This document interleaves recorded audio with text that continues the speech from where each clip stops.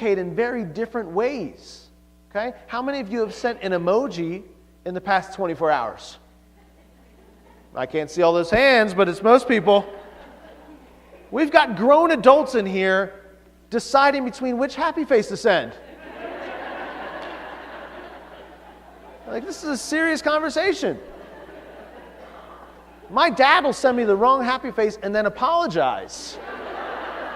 Sorry, I didn't mean to do the tongue one with the eye. It was kind of crazy.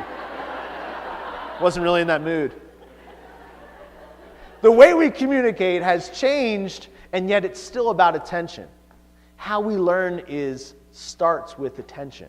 If we don't have Netflix took Blockbuster's model that had worked for years and years. Blockbuster is extremely successful, correct? But Blockbuster didn't change their model when the world changed.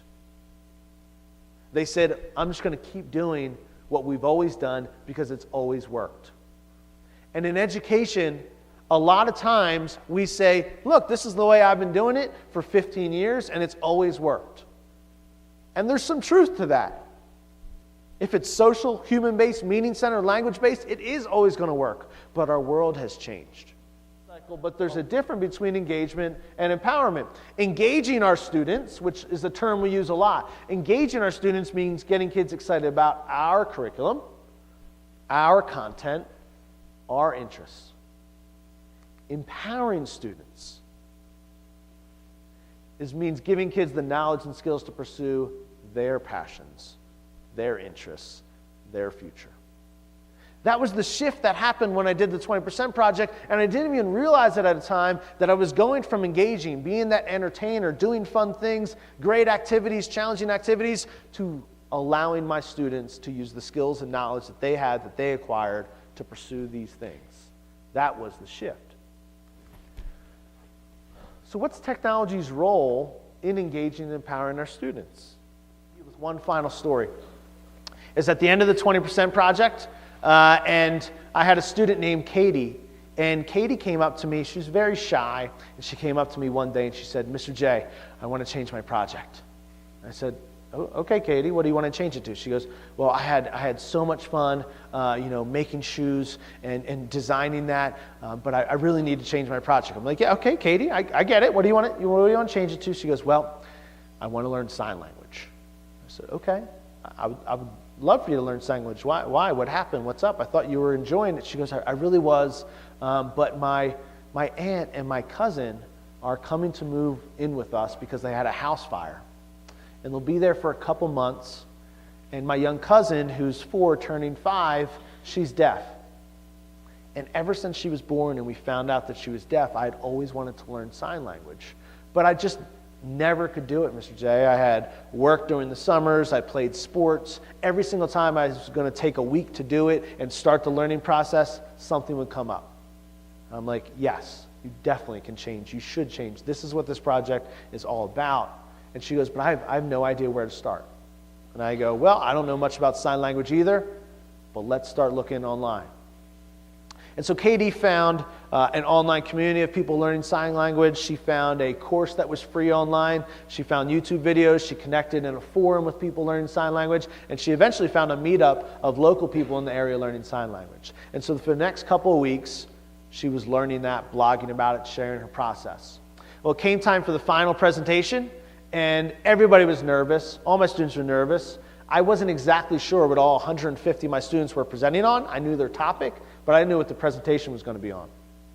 And that day, I'm just kind of getting all the technology set up, getting it. It's an auditorium much like this. And I see Katie get really excited because 2 people walk through the door, and it's her aunt and it's her cousin. They come take a seat, introduce myself, and we kind of get rolling.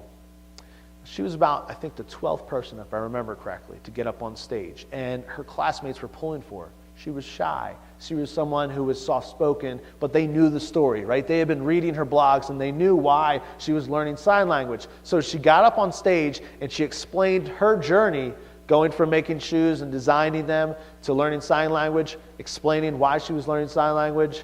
Everybody was wrapped up into her story. Then she said, for my final project, what I wanted to do was sign along to the song, I Hope You Dance, for my cousin. People started crying immediately.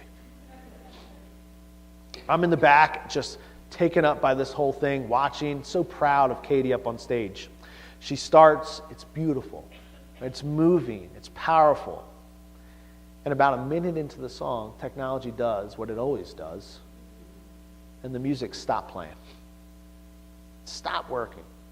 And there was just a murmur in the crowd. Everybody's freaking out, not sure what to do. I'm up in the sound booth, underneath the table, trying to plug things in.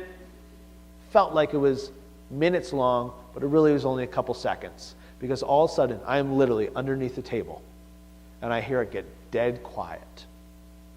When I pop up, I see that Katie, up on stage, had continued singing the song herself. And she was signing along to the song. And everybody was quiet. I looked over at her cousin, and she didn't even realize anything had happened. So she finished the song, singing it. It's a raucous applause for her. And the next day, every single one of her classmates in our kind of reflection tables was saying, Katie, how did you do that? How did you possibly do that? They knew she was shy. And she said, you know what? I had never worked so hard in anything in my life. I didn't want to let my cousin down. I didn't want to let down all the people who helped me learn. And I didn't want to let myself down. And those words stuck with me because she was given an opportunity to do something where she didn't want to let herself down for the first time in school. As you kind of go forward with this technology and choice and all these different types of things that we're doing, don't forget the real reason why this all matters. It's because our job as teachers, as that guide, is sometimes to inspire our students, but a lot of times it's our students that inspire us, inspire the world around them, and inspire themselves. Thank you so much.